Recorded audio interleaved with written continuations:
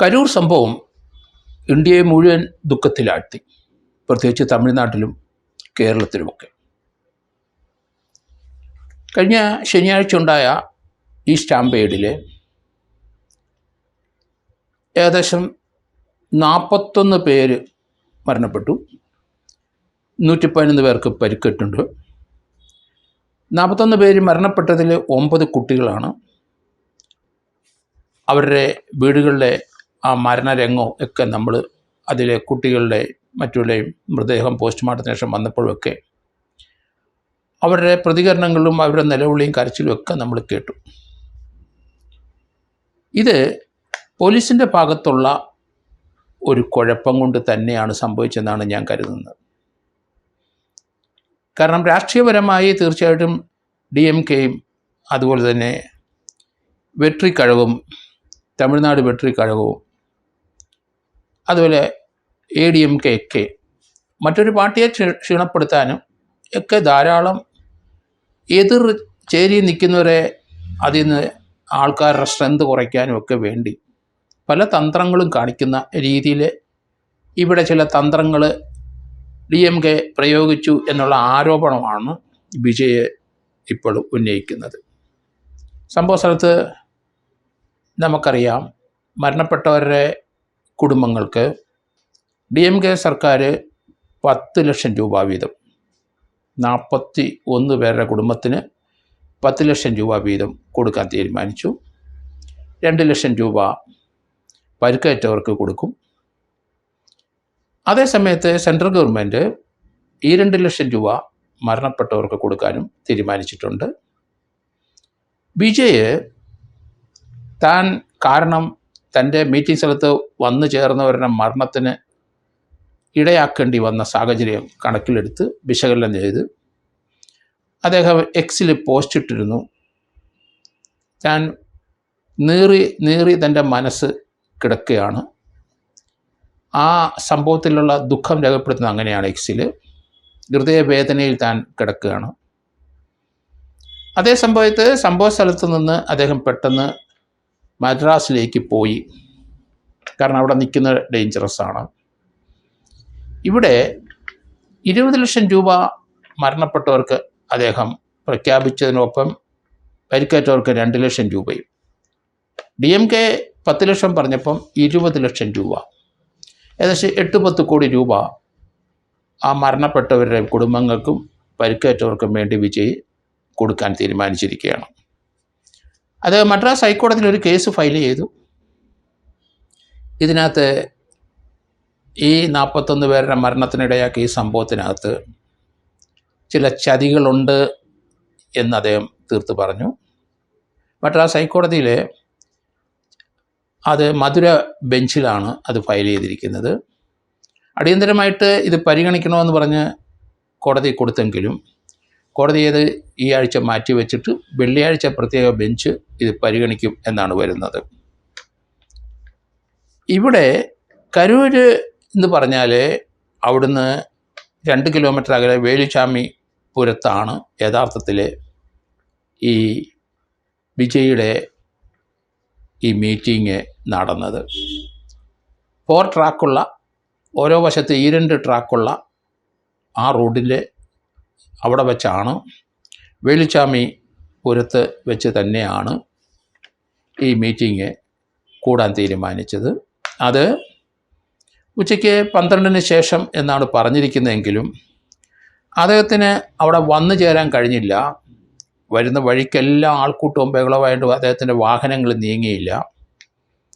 അതുകൊണ്ട് ഈ സംഭവ സ്ഥലത്ത് അദ്ദേഹം വന്നപ്പോൾ ഏകദേശം 7 മണിയായി. അദ്ദേഹത്തിൻ്റെ വാനിൻ്റെ പുറത്ത് കയറി നിന്ന് അദ്ദേഹം പ്രസംഗിക്കുന്നത് നമ്മൾ കേട്ടു. സൂക്ഷ്മമായി നിരീക്ഷിച്ചാൽ ചില കാര്യങ്ങൾ നമുക്ക് വ്യക്തമാകും. പ്രസംഗം തുടങ്ങിക്കഴിഞ്ഞപ്പം പെട്ടെന്ന് അദ്ദേഹം നോക്കുമ്പോൾ ആ റോഡിൻ്റെ അദ്ദേഹം നിൽക്കുന്നതിൻ്റെ എതിർവശത്ത് ഒരാൾക്ക് എന്തോ സംഭവിക്കുന്ന പോലെ തോന്നി. അത് വെള്ളം കിട്ടാതെ ആയിരിക്കണം അദ്ദേഹം കുഴഞ്ഞു വീഴുന്ന പോലെ തോന്നിയപ്പം വാനിൻ്റെ മുകളിൽ നിന്ന് ഒരു കുപ്പി വെള്ളം എറിഞ്ഞു കൊടുക്കുന്ന കണ്ടു. അതിനുശേഷം അദ്ദേഹം വീണ്ടും ആ വാനിൻ്റെ മുകളിൽ നിന്ന് വാനിനോട് ചേർന്ന് അതിൻ്റെ മുൻവശത്തെ ടയറിൻ്റെ ഭാഗത്തേക്ക് ചേർന്ന് അങ്ങോട്ട് നോക്കുന്ന കണ്ടു. അങ്ങോട്ട് നോക്കിക്കഴിഞ്ഞിട്ട് അദ്ദേഹം അത് ദർശിച്ചു. എന്തോ ഒരു സംഭവവികാസം അവിടെ ഉണ്ടായി. പെട്ടെന്ന് ആംബുലൻസ് വരുത്തി അയാളെ ആശുപത്രി കൊണ്ടുപോകുക എന്ന് ആ മൈക്കിൽ കൂടെ പറയുന്നത് കേട്ടു. അദ്ദേഹത്തിൻ്റെ ബോഡി ഗാർഡ് പെട്ടെന്ന് ആശുപത്രി കൊണ്ടുപോകണം എന്നുള്ള നിർദ്ദേശമാണ് കൊടുത്തത്. എന്താണ് അത് സംഭവിച്ചതെന്ന് നമുക്ക് മനസ്സിലായില്ല. പക്ഷേ എന്തോ ഒരു പ്രശ്നം അവിടെ ഉണ്ടായി. അതേ സമയത്ത് ഇന്നലെ 24 ചാനൽ ചർച്ചയിൽ ഞാനുണ്ടായിരുന്നു. ആ സമയത്ത് അതിനകത്ത് വിജയുടെ ഫാൻസ് അസോസിയേഷൻ പ്രസിഡൻറ്റും ഉണ്ടായിരുന്നു. അദ്ദേഹം 1-2 കാര്യങ്ങൾ പറഞ്ഞു. അവിടെ ഒരു കുത്തുണ്ടായി എന്നാണ്, ഒരാൾക്ക് പരിക്കേറ്റു. വിജയ് പ്രസംഗിക്കുന്നതിൻ്റെ നേരെ അടിയിൽ. അതാണ് നമ്മളും ശ്രദ്ധിച്ചത്. എന്ത് സംഭവിച്ചെന്ന് മനസ്സിൽ 10, 15, 20 പേരുള്ള അങ്ങോട്ടും ഇങ്ങോട്ടും ഉന്തും തള്ളും ഒരു ചെറിയ ബഹളം പോലെ. അതിൻ്റെ തൊട്ടപ്പുറത്തും അങ്ങനെ ബഹളം. അവിടെ ഒരു പോലീസുകാരനെ ഒന്നും നമ്മൾ കണ്ടില്ല. ഇത് ഒരു ചതിയായിരുന്നു എന്നുള്ള രീതിയിൽ തന്നെയാണ് മദ്രാസ് ഹൈക്കോടതിയിൽ വിജയ് കൊടുത്തിരിക്കുന്ന പരാതി. ഒരു ജുഡീഷ്യൽ കമ്മീഷൻ അവിടുത്തെ DMK ഗവൺമെൻറ് പ്രഖ്യാപിച്ചു കഴിഞ്ഞു. അതിൻ്റെ അടിസ്ഥാനത്തിൽ ആ കമ്മീഷൻ്റെ നിഗമനം അനുസരിച്ചായിരിക്കും വിജയെ പ്രതിയാക്കണോ ഇല്ലയോ അല്ലെങ്കിൽ എന്താണെന്ന് ആ കേസുമായിട്ടുള്ള പോലീസിൻ്റെ മുന്നോട്ടുള്ള ഗമനത്തിന് ആ ജുഡീഷ്യൽ കമ്മീഷൻ്റെ അവരുടെ ഒപ്പീനിയൻ കൂടെ സ്വീകരിച്ചായിരിക്കും മുന്നോട്ട് പോകുന്നത്. ഏതായാലും അവിടെ ഇത്രയും വലിയ ആൾക്കൂട്ടം പോലീസ് പ്രതീക്ഷിച്ചില്ല. ഒരു 2 വർഷമായുള്ളൂ വിജയുടെ TVK അത് രൂപീകരിച്ചിട്ട്. അതിനകത്ത് ധാരാളം ആൾക്കാർ വന്നു ചേർന്നിട്ടുണ്ട്. ഒരു രാഷ്ട്രീയ പാർട്ടിയുടെ ആ ഡിസിപ്ലിനൊന്നും ആയി വന്നില്ല, അത് പരമാർത്ഥമാണ്. അതുകൊണ്ട് അതിശക്തമായ ആൾക്കാരെ ഒഴുക്ക് അങ്ങോട്ട് കണ്ടപ്പോൾ അദ്ദേഹത്തിന് ഈ സ്ഥലത്ത് തന്നെ കരൂര് 1-2 ആഴ്ച മുമ്പ് അവിടെ ഒരു 500 ഏക്കർ പൊതുസ്ഥലം ഗവൺമെൻറ് വകയാണെന്ന് തോന്നുന്നു. അവിടെ DMKയുടെ വലിയൊരു പ്രചരണ മീറ്റിംഗ് ഉണ്ടായിരുന്നു. ആ സ്ഥലം ചോദിച്ചു വിജയ്, പക്ഷെ കൊടുത്തില്ല. അയാൾ DMK അനുഭാവിയാകൊണ്ടായിരിക്കാം. ഈ കരൂര് തന്നെ ഒരു 4 സ്ഥലം കാണിച്ചു കൊടുത്തു, അത് കൊടുത്തില്ല. അതിനുശേഷമാണ്, കാരണം മീറ്റിംഗ് കൂടാനും അതൊന്നും അതിനുള്ള സൗകര്യം ചെയ്യുന്നില്ല, അത് അനുവദിക്കുന്നില്ല, അതിനെതിരായിട്ട് പോലീസ് നീങ്ങുന്നുള്ള അർത്ഥത്തിൽ തന്നെയാണ് ഇവിടെ വെച്ച് തന്നെ കൂടാൻ തീരുമാനിച്ച്. നാമക്കലിൽ നിന്ന് ഇവിടെ എത്താൻ 34 കിലോമീറ്ററാണ്. അതിന് 5-6 മണിക്കൂർ എടുത്തിരിക്കുന്നു വിജയ്. അതാണ് ഈ ആപത്തുണ്ടാകാൻ കാരണമെന്നാണ് പോലീസിൻ്റെ വെർഷൻ.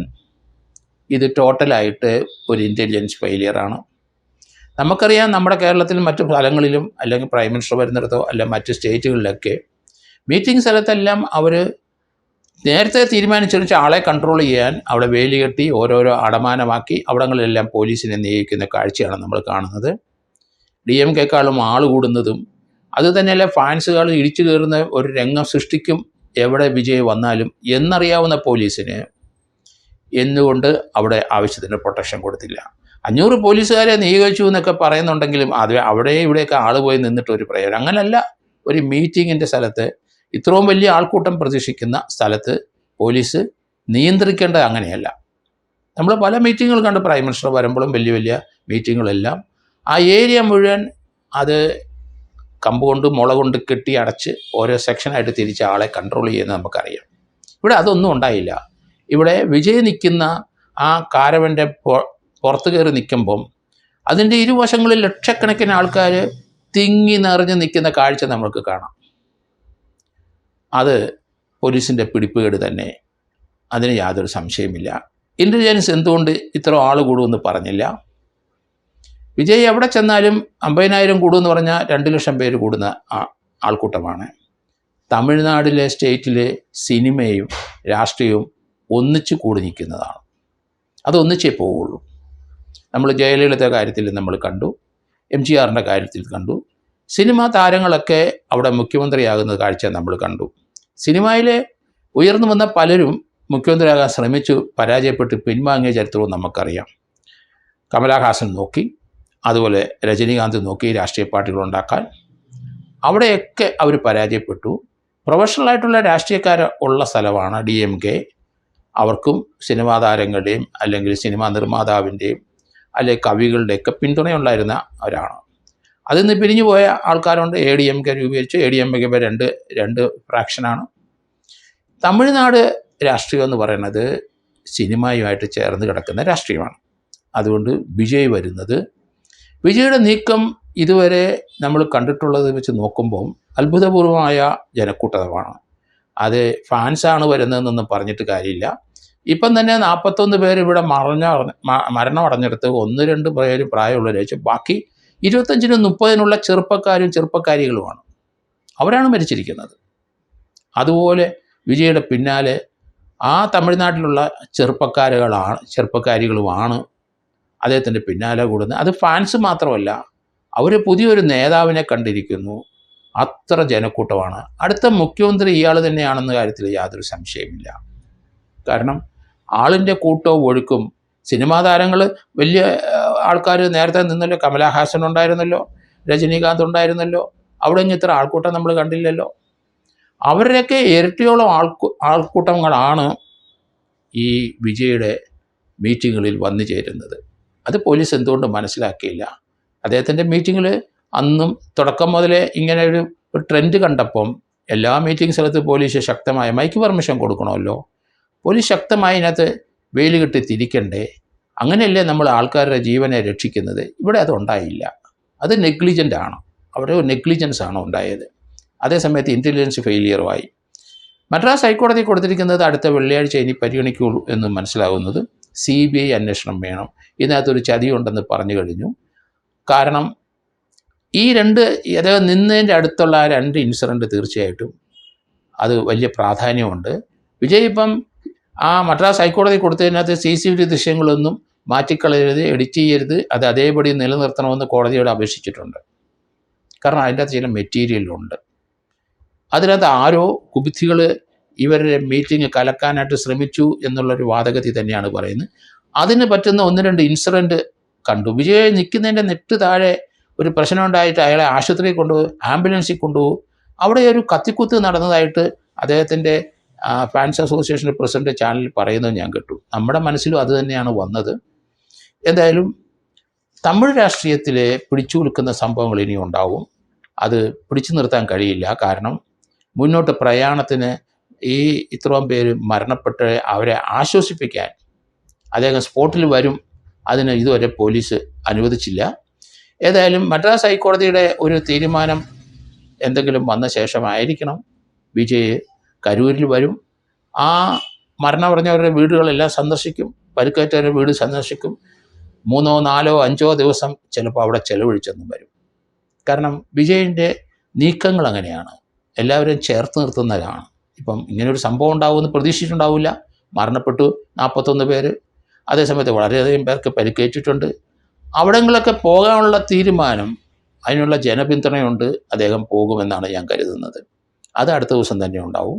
അത് അവിടുത്തെ സംസ്ഥാന ഗവൺമെൻറ് വിലക്കിയാലും ആര് വിലക്കിയാലും ശരി, അതിന് വേണ്ട പ്രൊട്ടക്ഷൻ കൊടുക്കാനേ പറ്റുള്ളൂ. ഇതൊരു രാഷ്ട്രീയ മുന്നേറ്റമാണ്, അതൊരു ഫാൻസ് മുന്നേറ്റം അല്ല എന്ന് തന്നെയാണ് ഞാൻ കരുതുന്നത്.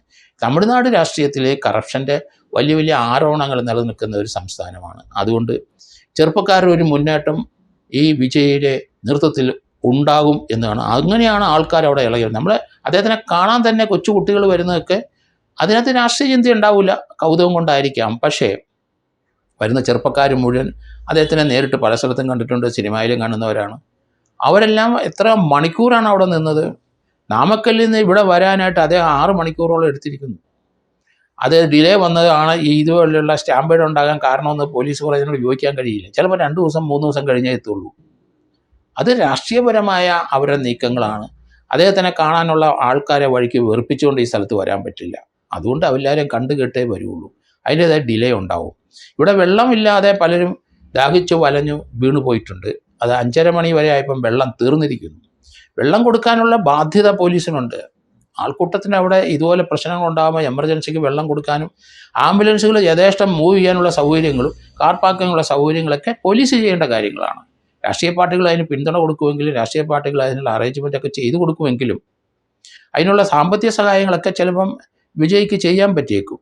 പക്ഷേ പോലീസിൻ്റെ ഭാഗത്ത് വീഴ്ച തന്നെയാണ്. അതുകൊണ്ട് രാഷ്ട്രീയപരമായിട്ട് അദ്ദേഹത്തിന് ഉന്മൂലനം ചെയ്യുന്നതിന് അധികാരം ദുർവിനിയോഗം ചെയ്യാനുള്ള സാധ്യത കൂടുതലെന്ന് തന്നെയാണ് മദ്രാസ് ഹൈക്കോടതിയിലെ വിജയ് പറഞ്ഞിരിക്കുന്നത്. ഏതായാലും പോലീസിൻ്റെ കൺട്രോള്, പോലീസ് പറഞ്ഞത് മദ്രാസ് ഹൈക്കോടതിയിൽ 32 കാര്യങ്ങൾ പറഞ്ഞിട്ടുണ്ട്, പോലീസ് കൊടുത്ത കാര്യങ്ങൾ. അതുപോലെ പോലീസ് ചില കാര്യങ്ങളൊക്കെ പറഞ്ഞിട്ടുണ്ട്. പക്ഷെ അതൊന്നും വിജയ് അനുസരിച്ചില്ല എന്നാണ് പോലീസ് പറയുന്നത്. എന്തുകൊണ്ടെന്നാൽ മൈക്ക് പെർമിഷൻ കൊടുത്തു, അനുസരിച്ചില്ലെങ്കിൽ അവിടെ 144 പ്രഖ്യാപിക്കാമല്ലോ, അവിടെ പങ്കെടുക്കണ്ടല്ലോ. പോലീസിന് അതിന് അധികാരമുണ്ടല്ലോ. അവിടുത്തെ ജില്ലാ കളക്ടറുണ്ടല്ലോ, ജില്ലാ കളക്ടർക്ക് അത് അവിടുത്തെ 144 പ്രഖ്യാപിക്കാമല്ലോ. അപ്പോൾ അതൊന്നും ഉണ്ടായില്ല. അപ്പോൾ അത് പോലീസിൻ്റെ ഭാഗത്തുള്ള വീഴ്ച തന്നെയായിട്ട് മാത്രമേ ഇത് പറയാനൊക്കുള്ളൂ. എന്തായാലും തമിഴ്നാട് രാഷ്ട്രീയത്തിൽ ഈ ചീവിക്കയുടെ മുന്നേറ്റം ഉണ്ടാവും. അതിനൊരു വിലങ്ങുതടിയല്ല ഈ മരണപ്പെട്ടവരെ, അവരെ ആശ്വസിപ്പിക്കാൻ തീർച്ചയായിട്ടും വിജയ് വരും. അത് എത്ര ശക്തിയുക്തമായിട്ട് ഗവൺമെൻറ് എതിർത്താലും രാഷ്ട്രീയ തീരുമാനം എടുത്താലും ശരി, അവിടെ വരും. പോലീസിന് അത് തടയാനൊക്കില്ല. അതൊരു രാഷ്ട്രീയ മുന്നേറ്റമാണ്. പോലീസ് അദ്ദേഹത്തിന് പ്രൊട്ടക്ഷൻ കൊടുക്കണം. ആ വരുന്ന സ്ഥലത്ത് അനിഷ്ട സംഭവം ഉണ്ടാകാതെ നോക്കേണ്ടതും പോലീസാണ്. അതുകൊണ്ട് ഈ ഒരു രാഷ്ട്രീയ മുന്നേറ്റത്തെ തടഞ്ഞു നിർത്താൻ അവിടുത്തെ ഗവൺമെൻറ്റിനോ പോലീസിനോ കഴിയില്ല എന്നാണ് എൻ്റെ ഒരു വിലയിരുത്തൽ.